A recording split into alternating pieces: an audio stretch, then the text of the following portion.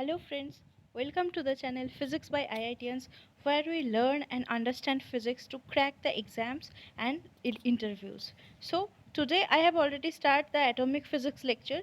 Please watch that video lectures, and I think that will be helpful for you, as well as I also study and discuss the exams questions. So today I also start a new fundamental concept, that is blackbody radiation, and it is a very fundamental in physics. It is asked in different interviews as well as in different entrance examinations for MSc, for PhD. So I shall first discuss the theory briefly, and then I shall discuss the related questions that have already come in the entrance exams. So please watch the full video for your entire benefit. So let's start. So this is the mid 1800 question. The question was how radiation interacts with matter. So in physics you have to ask yourself first, then you have to understand the physics. So why we should learn or study blackbody radiation? What do you mean by blackbody and what do you mean by radiation? Both are, I assume that both the things are unknown to you. So the basic questions that scientists asked at that time, that is mid 1800, when there was information from only about classical mechanics, only about classical electrodynamics, there was no quantum physics, there was no discrete energy levels. So the question was how radiation interacts with matter, and this is a very important concept in physics. So please understand this. So the issue is that the how radiation interacts with matter. So how do you observe? Then whenever you hit a solid object, it glows and emits thermal radiation. Okay. As the temperature increases, the object becomes red, then yellow, then white. So the thermal radiation emitted by glowing solid objects consists of a continuous distribution of frequencies ranging from infrared to ultraviolet. Hmm? Because the different colors you will get, sometimes it will become red, it will become yellow, it will become white. So it consists of the continuous distribution of frequencies ranging from infrared to ultraviolet. The continuous pattern of the distribution spectrum is in sharp contrast to the radiation emitted by heated gases, and the radiation emitted by gases has a discrete distribution spectrum. I also already have studied, taught you the hydrogen spectra, the alpha lines, beta lines, gamma lines, studied by the Balmer. So the gas or atomic spectra that are quite different from the solid spectra, that is the spectrum emitted by the solid object. Now the radiation, whenever it is interacting, the radiation can be absorbed, the radiation can be reflected. But you have to understand, this radiation is not a reflected radiation.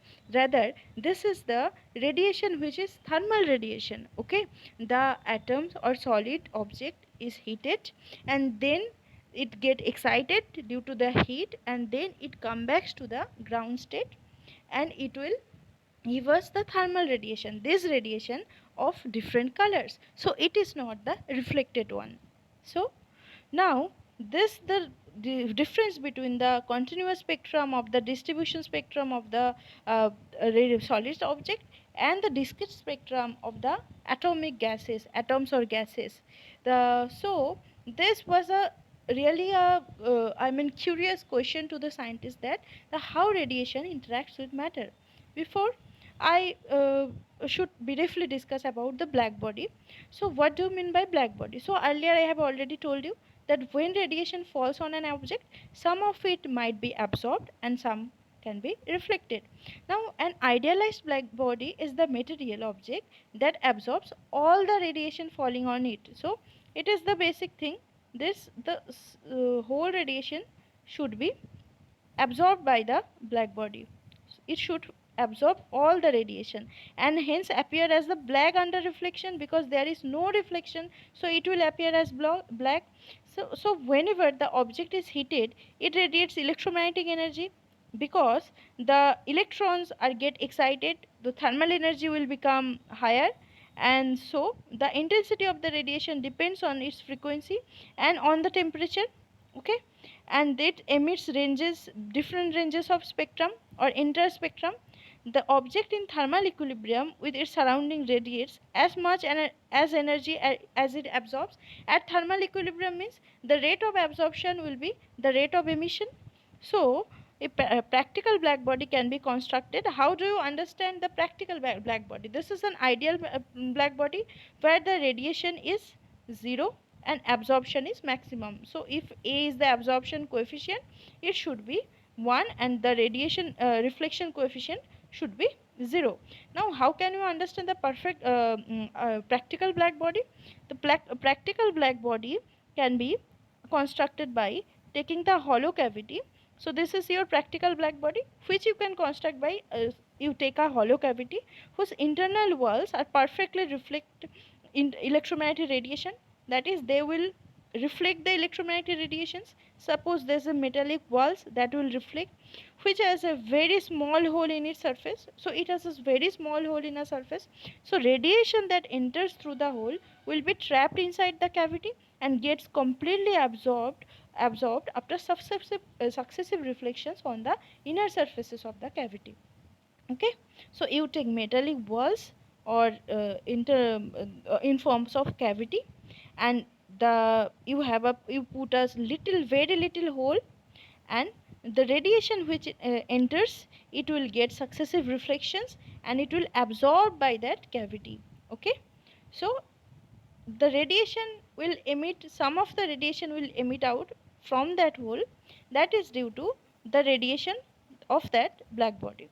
So this hole does absorb radiation like a black body. And on the other hand, when the cavity is heated to a temperature T, the radiation that leaves the hole is black body radiation. So whenever it is heated at some temperature, it will radiate, and this will belongs to the black body radiation. From the hole, for the hole behaves as a perfect emitter. As temperature increases, the hole will eventually begin to glow. To understand the radiation inside the cavity, one needs to simply analyze the spectral distribution of the radiation coming out of the hole. So this is the black body radiation.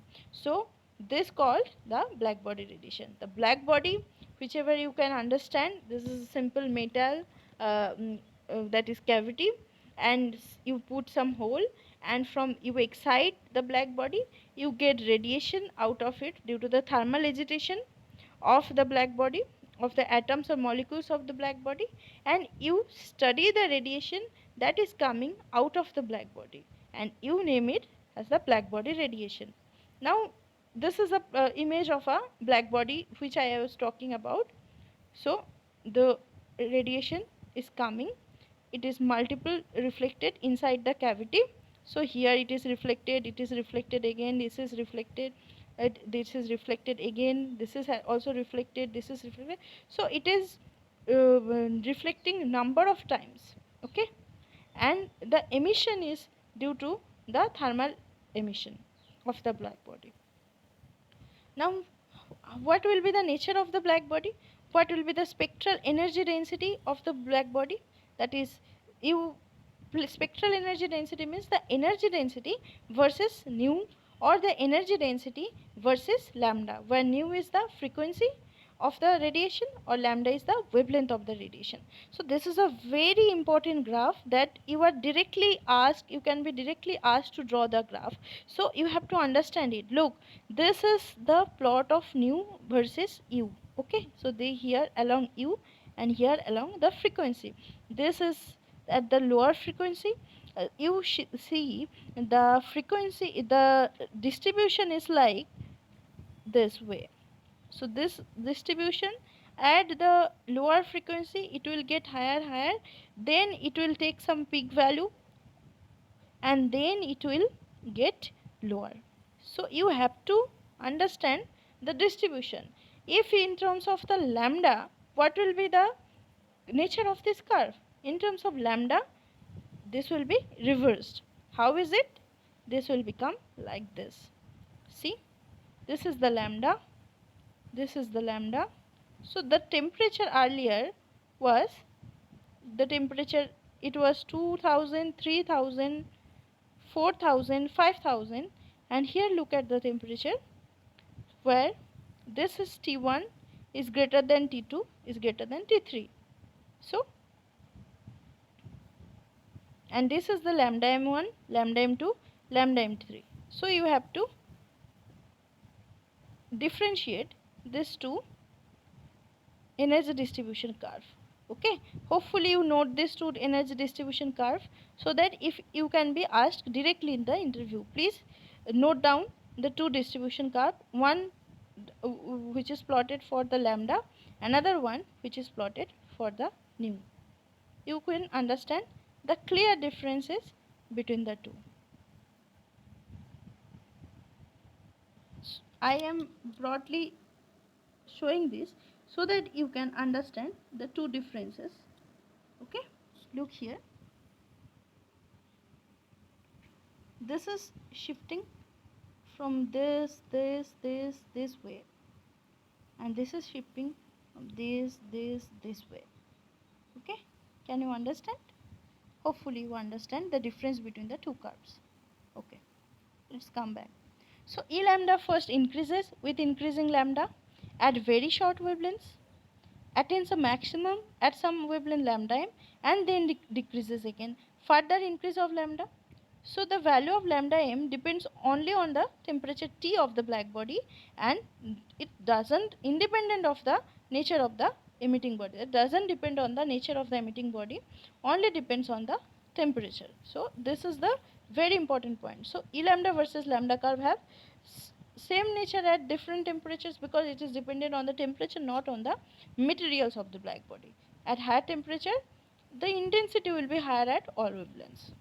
So now we will briefly discuss about the different laws and the scientist discovery of the blackbody radiation. In 1879, an empirical law connecting E and T, E is the energy density and T is the temperature.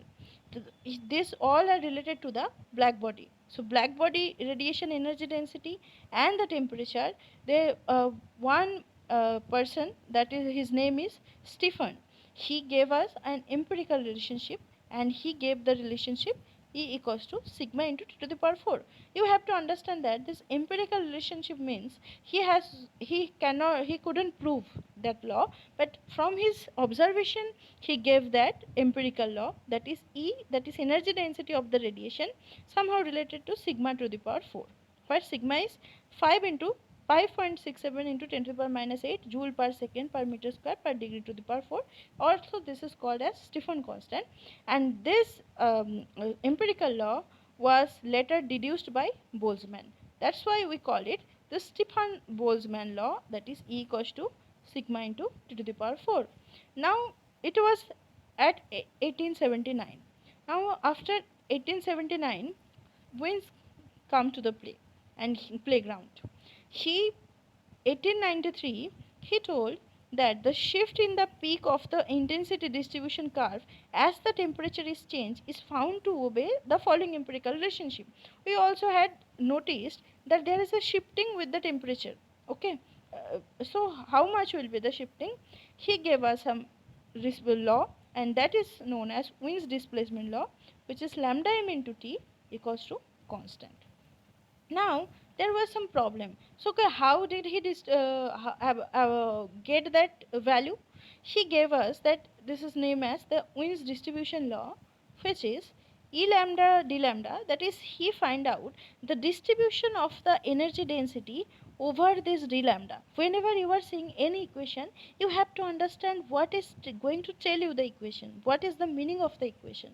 So d lambda is the lambda range, that is the small lambdas which is over which is the distribution over the distribution, and you take the energy density over the d lambda, that is the different frequency ranges, and he get this value as a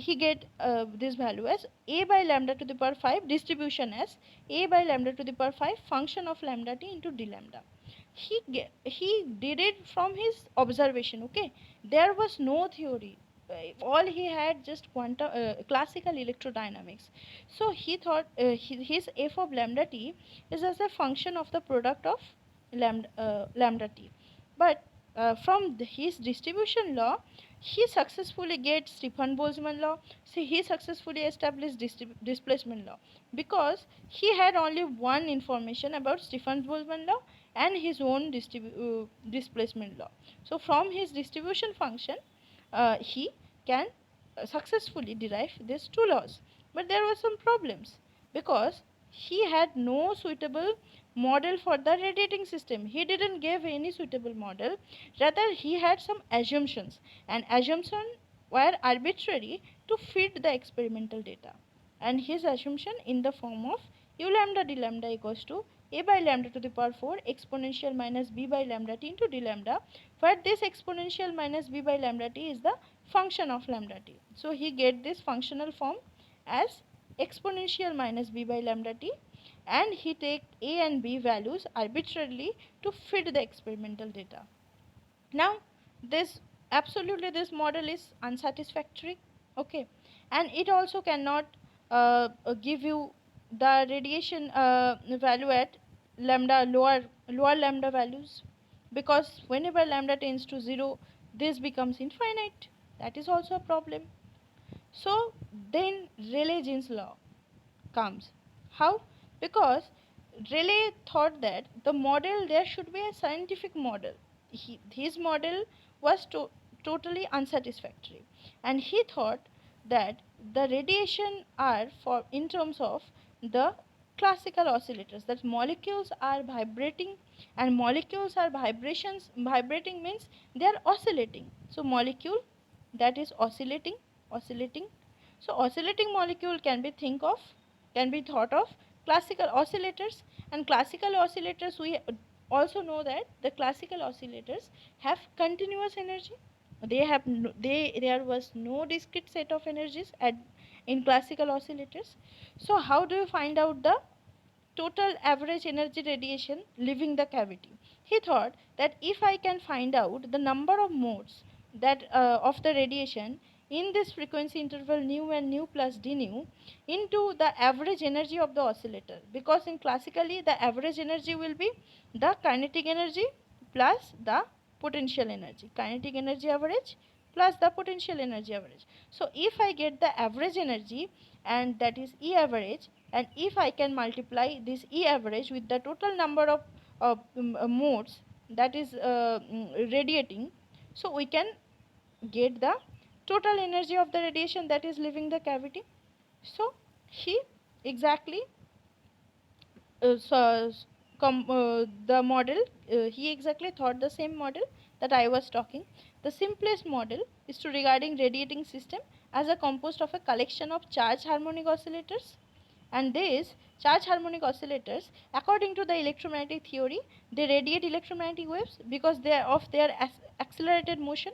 So earlier I have also discussed that dipole radiations can happen because of the acceleration of the dipole, and these atomic oscillations in the walls will continually atomic oscillations in the walls enclosing the cavity continually exchange energy with the radiation in the cavity, and ultimately equilibrium condition will be uh, achieved at a certain value temperature of the cavity wall, that is suppose it is T.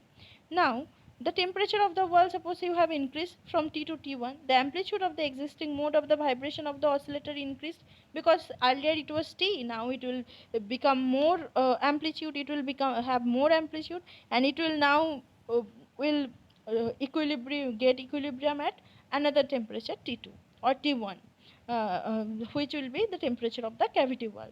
This radiant energy in the cavity is increased until a new equilibrium is established. So now he has some problem with his theory, that his theory, that is Rayleigh-jeans law, where the classical oscillators were considered to play the role. Whenever you were doing this, the problem was that it cannot describe the radiation at the lower frequencies, where this is the lower nu, this is the higher nu. If you have I have just plotted u nu versus nu, and I take for one distribution, okay. So the Rayleigh-jeans law is observed for the lower frequencies, and the Wien's law is observed for the higher frequencies. Observed why I am taking? Let's look at this. The, the problem was that the Rayleigh-jeans law was that he at the lower wavelength nu, that is whenever the nu is tends to 0, the rate u nu becomes infinite, and that is diverges. And diverging means that the cavity is consisting of infinite amount of radiation. So absolutely it cannot be possible an infinite amount of radiation within a cavity. How is it possible? So this is called ultraviolet catastrophe. So this is the failure of Rayleigh-jeans law, that he cannot at that time the ultraviolet catastrophe cannot be explained from the Rayleigh-jeans law. Then Planck's in 1900 comes to play. The Max Planck in Germany put forward a bold new postulate regarding the nature of the vibration of the linear harmonic oscillator, which are in equilibrium with the electromagnetic radiation within a cavity. Now he told us that the oscillators can have only certain discrete energy. Okay, they cannot have a continuous energy like classical oscillators. They are rather quantum oscillators, and the energy will be n into epsilon naught, that is n into h into nu, and the changes in the energy will be also the discrete amount of due to the absorption or emission by the black body, and that is also h nu. So whenever the black body the atoms or molecules inside the black body get excited, they will go to the higher energy state and they will come back to the lower energy state, and it only give us radiation in forms of h nu. The emission or absorption will also be discrete. So absorption also discrete, emission will also be in the discrete form. So this was his postulate, and it was a totally bold new postulate. So, according to these postulates, Planck oscillators can exist in a discrete set of energy levels, whether 0 h nu, 2 h nu, 3 h nu, etc. So, 0 is certainly the ground state. So, absorption or emission will only take place with the sets of h nu values. So, the number of oscillators in an energy state is En equals to nh nu is determined by the it can be also determined by the well-known Maxwell-Boltzmann distribution law. So how much will be the number of radiation oscillators? That will be Nn equals to n naught exponential minus En by kt, where En will be minus nh nu. So the n naught is the number of oscillators in the ground state, and nn decreases, the number nn decreases exponentially with increasing energy. So to calculate the mean value, the energy which was earlier calculated by Rayleigh, which was the classical oscillator, it will now be replaced, it will now be replaced with quantum oscillators or energies of the discrete values. And so E average you get as the final result as E average equals to h nu divided by, this is the our final result, h nu divided by exponential h nu by kt minus 1, or in terms of omega is h cross omega divided by exponential h cross omega by kt minus 1. So omega equals to 2 pi nu, or h cross equals to h by 2 pi. So this is for the classical case. You can also write that exponential h nu by kt equals to nearly equals to 1 plus h nu by kt. So that is E average, epsilon average equals to kt for the classical case, where h nu is very less than kt. Okay, so u nu du nu is 8 u nu du nu equals to 8 pi by c cube into h nu cube d nu by exponential h nu by kt minus 1, or u lambda d lambda equals to 8 pi h c by lambda to the power 5 d lambda by exponential h c by lambda kt minus 1. So Planck's formula for the energy distribution of blackbody radiation, it agrees well with the experimental data for both the long wavelengths as well as the short wavelengths, and ends the entire spectrum. So it can be easily seen that whenever it reduces to Rayleigh-jeans law whenever lambda tends to infinite, and the Wien's law whenever lambda tends to 0, because the Wien's law can be explain the things at higher frequency or lower wavelength, and Rayleigh-jeans law cannot explain the things at lower frequency or higher wavelength. So Planck's law can both explain both the lower at the as well as the higher wavelengths. Also, you can from Planck's law you can directly derive Wien's displacement law, Rayleigh-jeans law, Stefan Boltzmann law. So it was quite successful. Now you have to for examination purpose you have to remember certain thermodynamic relationships for the black body radiation, like internal energy should be proportional to 10 to the power 4, particle number should be proportional to T cube, chemical potential, that is mu for the photon gas, is 0. All these are obey the photon gas, that is obeys the Bose-Einstein statistics. So whenever I teach Bose-Einstein statistics, I will thoroughly discuss these terms also. Presently, you have to remember the things for your exams. So, you mu chemical potential for the photon is 0. Pressure should be proportional to T to the power 4. Entropy should be proportional to T cube. Enthalpy should be H equals to 4 by 3 U. Helmholtz free energy minus 1 by 3 U. Gibbs free energy should be G equals to 0. So, friends, I request you to note down these values and proportionalities, because the questions are asked directly from the formulas in case of black body radiation. So suppose we are discussing some questions which are already come in our exams, like BHU rate is research entrance test. So the question is, the temperature of a cavity of fixed volume is doubled. Which one of the following is true for black body radiation?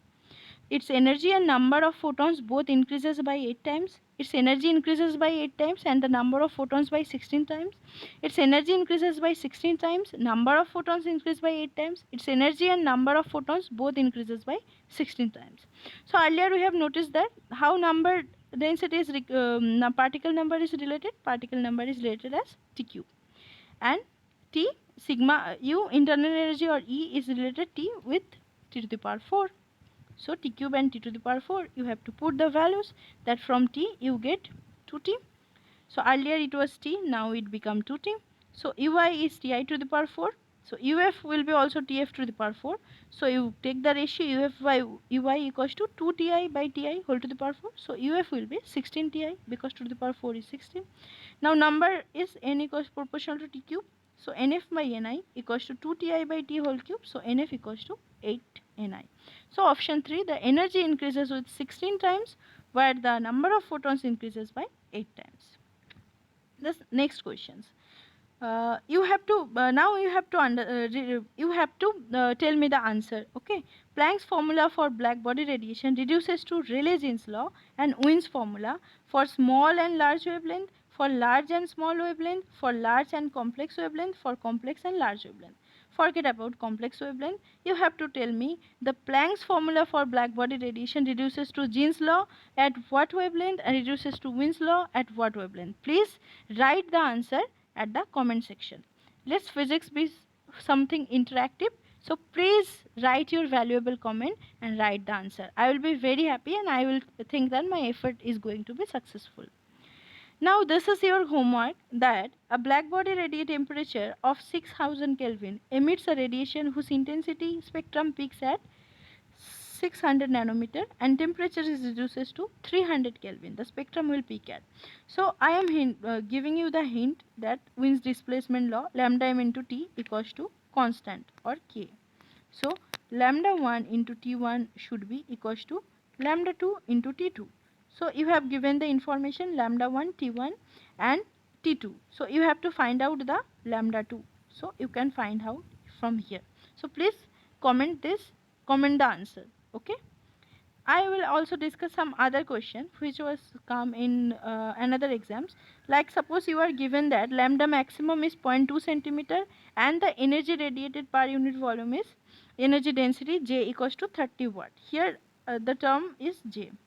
U, in case of E or U, we have the examiner denote it by J. Or look, if the black body radiation is it can be denoted as black body or it can be denoted as cavity radiation. So don't confuse, all are the same. Okay. So the question is, if T becomes 2T, that is the temperature is doubled, then the what will be the lambda max, that is the new lambda max, and what will be the energy density, new energy density. So from Wien's law we all know that lambda 1 T1 equals to lambda 2 T2. So you find out lambda 1 equals to 0.2 already given, T1 is also given, and lambda 2 into T2 will become 2T1. So you have to find out lambda 2, so it becomes 0.1 centimeter. And from Stefan's law we know that energy density or J1 is sigma T1 to the power 4, it is given as 30 watt, or J2 will be sigma T to the power 4, it will be how much? So you take the ratio of both J1 and J2, you will get that sigma T1 to the power 4 by sigma into 2 to T1 to the power 4, because that will be J2 will be 2, the temperature will be 2T, and it will become 480 watts. So look, these questions are very much easy. All you have to remember the formulas, but you have to understand the physics also, how it is coming. Okay. So the last questions I will discuss today is CSIR 2018 December question, and the volume of an optical cavity is 1 centimeter cube. Look here, the black body is not mentioned here, but the cavity or optical cavity is mentioned here. So you have to understand the question is related to the black body radiation. The number of modes it can support within a bandwidth of 0.1 nanometer centered at lambda equals to 500 nanometer. So how many number of modes will be supported by the optical cavity? So before starting the optical cavity, I can derive the formula for the number of modes, that is n equals to 8 pi nu square d nu by c cube. How this formula has come, I will suggest you please go through a book. If you want, then I can discuss in another video the number of modes inside a cavity. What I am telling you right now, you suppose you have some cavity, you have a cavity means you have a closed container, so it has 3D cavity. Now it has some dimensions along x, dimensions along y, dimension along z. So due to its finite dimensions, whenever the electromagnetic radiation is inside a cavity, it will form standing wave. It will generate standing wave. Why? Because at this cavity walls, the electric fields will be 0. There will be no electric field components because it cannot escape from this cavity. So at this walls the radiation is 0. So radiation 0 means electric field is 0. So due to this boundary condition, and the waves or radiations will form, standing wave will generate standing wave, and from the standing wave configurations we can calculate the number of modes, and we will get it as n equals to, in terms of nu, that is frequency, we get 8 pi nu square d nu by c cube. So here the lambda is given and bandwidth is d lambda, that is bandwidth. So nu equals to c by lambda, so d nu equals to c by lambda square into d lambda. So in terms of whenever you put this value in place of nu, you replace it with lambda, that is c by lambda, and d nu is c by lambda square into d lambda. You get that the approximate value. The question is the order, what will be the order. Okay, so I get the order is the 10 to the power 13. So here you see the questions, that 10 cube, 10 to the power 5, 10 to the power 7, 10 to the power 10. 10 to the power 10 is the closest option that is matched. So 10 to the power 10 will be the right answer. So friends, I think you can understand from today's video that the learning physics is not just like the mugging of the things. You have to understand the formulas. You have to know how and what the questions was arised in the physicist mind, so that such theories came. Okay, so I think this is for enough today. There's enough now. I will discuss some more concepts tomorrow, and also I will discuss about the wave guides today. If possible, then I will prepare another video discussing about the wave guides and its physics. So hopefully you like the video. If you like, please subscribe to our channel and also join our Telegram channel for more discussion. Thank you.